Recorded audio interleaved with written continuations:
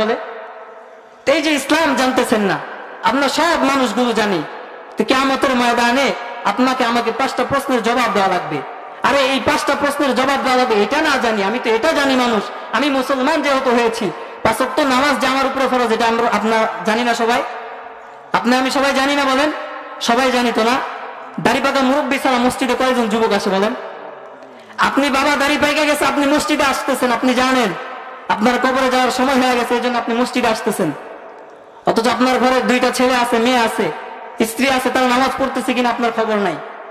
আপনি আপনাকে নিয়ে ব্যস্ত হয়ে গেছেন, কারণ আপনার তো দাড়ি পেকে গেছে, আর কয়েকদিন হয়তো মারা যাবেন আপনি। তো তখন আপনার ভিতরে মৌতের ভয়টা ঢুকে গেছে। উচিত তো ছিল আপনিও যখন যুবক ছিলেন, আপনার যখন বয়স হয়ে গেছে, তখন থেকেই মসজিদ চিনা। আমার এলাকার মানুষগুলো কি তখন মসজিদ চিনে বলেন? না, দাড়িগুলো যখন পেকে যায়, দুনিয়ার ব্যস্ততা যখন আর করতে পারে না, দুনিয়ার কাজকর্ম যখন অচল হয়ে যায়, তো তখন মসজিদ চিনে মানুষ, তখন মসজিদে গিয়ে সময় দেয়, ঠিক কিনা? তখন মসজিদে যায় না। দাড়ি পাকা মুরব্বী জুমার দিন হোক আর যখনই হোক, দাড়ি পাকা মুরব্বীদের দেখবেন সবার আগে, যুবকের খবর নাই। যারা সুস্থ মানুষ আছে তাদের খবর নাই।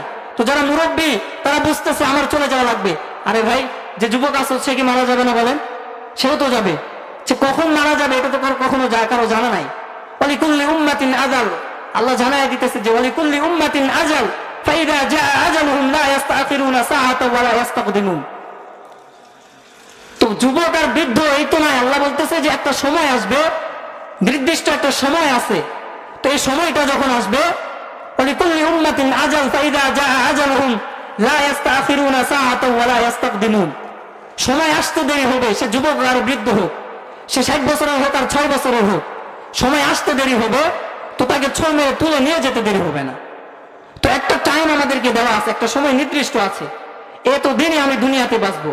তো সময় যখন শেষ হয়ে যাবে, সুম্মা আখাযনাহু বাগতাতান, আপনাকে আমাকে থাবা মেরে নিয়ে চলে যাবে।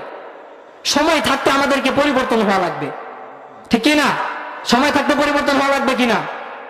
মুহতারাম হাজিরিন, খুতবার মধ্যে যে হাদিস বলেছিলাম, ওই জাহান্নাম, কেমন জাহান্নাম বলে, জাহান্নামের আগুনগুলো তেড়ে আসবে জাহান্নামী গুলোকে খাওয়ার জন্য।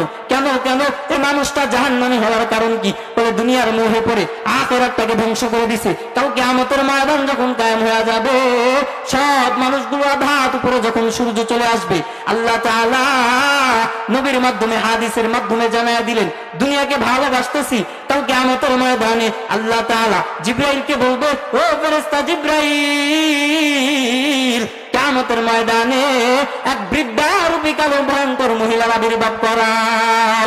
সব মানুষগুলোর সামনে যখন কালো রূপী বৃদ্ধা মহিলাকে আবির্ভাব